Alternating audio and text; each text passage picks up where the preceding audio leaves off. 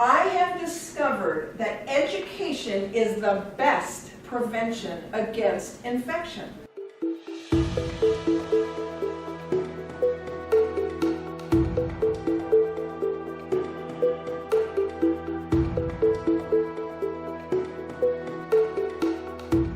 Most people use their computers for two things.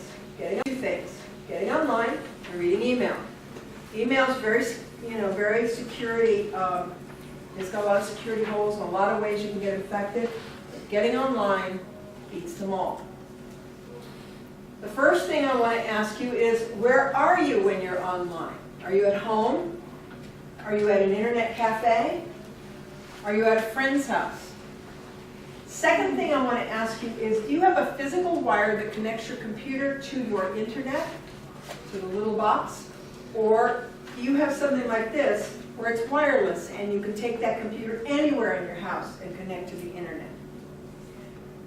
Wired, physically connected computers are much more secure than wireless computers. This is an image on the top of a wired connection. You have a computer, a physical wire going to a box, and a physical wire going to the wall. And I say it disappears into the wall because it goes back where you can't see it. But the device that carries the internet signal to you has to be connected to your computer somehow.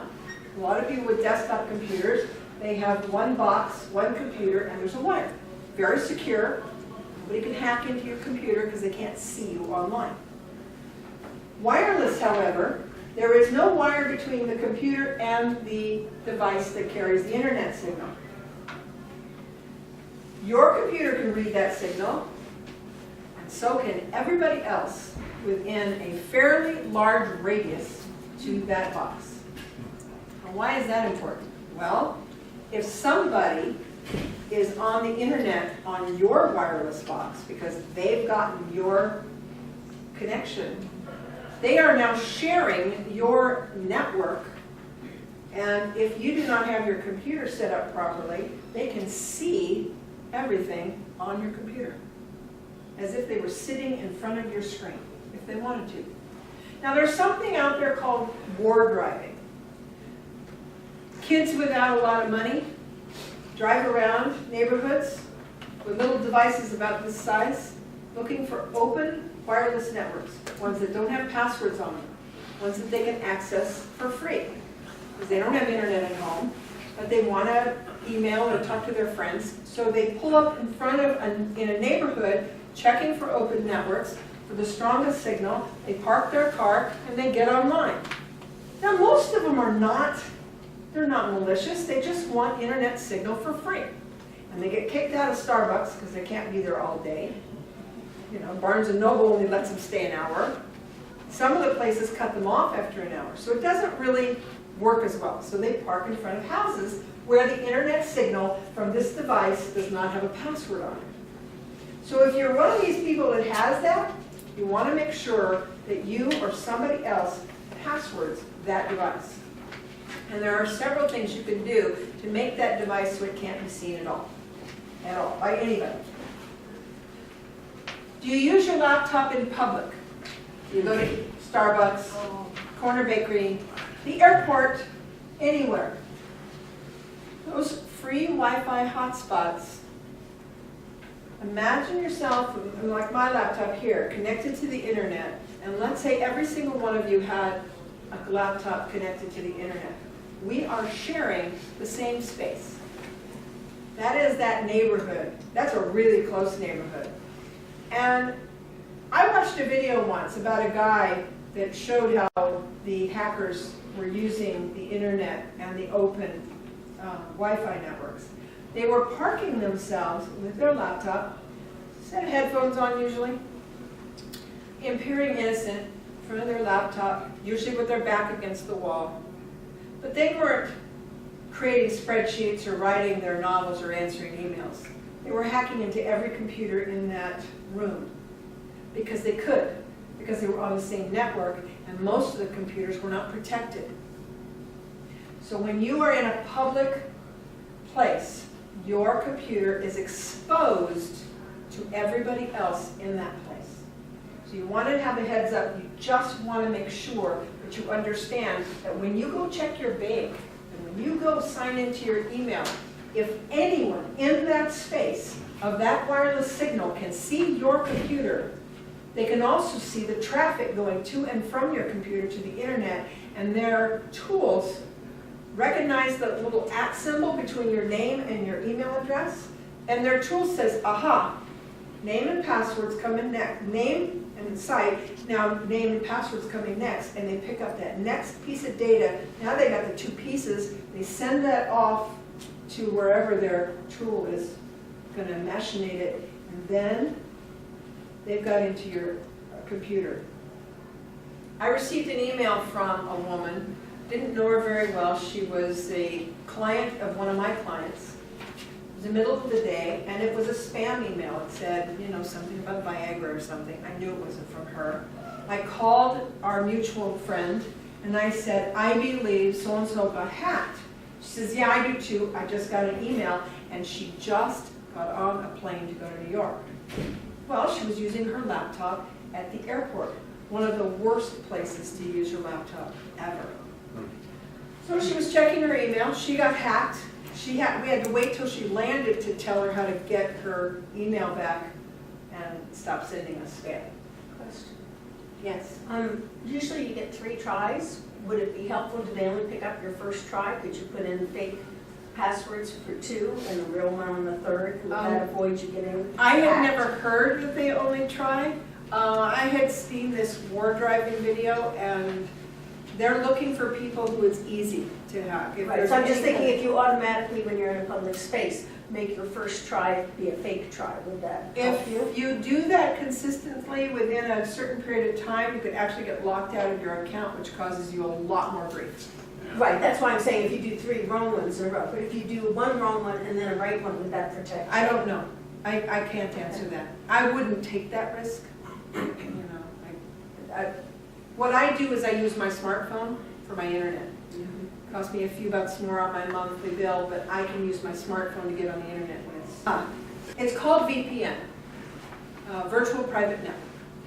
When you use a smartphone, you're in your own network space. It's similar to corporate networks where your network is isolated from the rest of the room. So you are not on the public Wi-Fi, you're on your own. So you're not in that space. You're not in the same. What's the other rules about not opening up those emails? No, then you're fine. You're actually in your own space. Any of those little Wi-Fi devices too, if you don't have a smartphone, the kind that connect to the computer, and they're on the 3G network or the 4G network, I used to have them for my business, they do the same thing.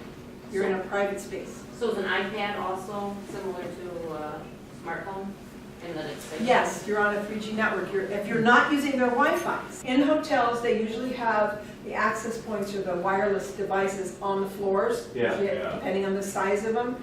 You're in the same physical space as everybody else in that same wireless Right. network. Yes. So is there something that you can do then to protect yourself so you can use A little bit. wireless? You want to make sure you're not sharing any folders, and you want to make sure your antivirus and anti-malware programs are up to date, and you want to make sure your Windows firewall is turned on. That's about all you can do. If you use your phone as a hotspot, it turns off Wi-Fi. You can't use the hotspot on the Wi-Fi network. So it will turn off Wi-Fi and go to their private network to use it. But if you're talking about just reading your email on your phone, it'll primarily use the Wi-Fi network first. You'll have to turn it off. Right now, we're not inundated with viruses and malware for phones, but we will be. A few years ago, everybody was saying, I'm going to get a Mac. No Mac is getting viruses. There are so many viruses written for Mac now. Why? iPads, iPhones, they're popular. Going back to my original premise, the malware creators are after one thing. They don't care that their name gets in the paper. Most of the times you never read who started it. They do care about getting your money out of your bank. They do care about getting your ID so they can do that. It's really scary to know that, but you can get around that by making sure, when I get to the last section, I will talk about what the best way to deal with that is. When you're in a public Wi-Fi place, a hotel, some restaurants, they'll tell you have to use the password that's in that place. It's not secure. It's not the same as the password you use on your Wi-Fi at home. The password is only there so that the other people standing outside or sitting in the parking lot who are not buying from that establishment don't get to use it. They have to come in, buy something to use the password. It's still just as open as everybody else. And if they don't use a password, it's even worse. One of the things you want to do every time you've been in a public network, every single time, is you want to clear your internet browsing cache. It's a funny little word. It's pronounced like money, cache money, but it's spelled C-A-C-H-E. If you don't know how to do this, you can Google it. There's some great websites that show how to do it for every browser. That would be another hour of training. It's really important you do that frequently.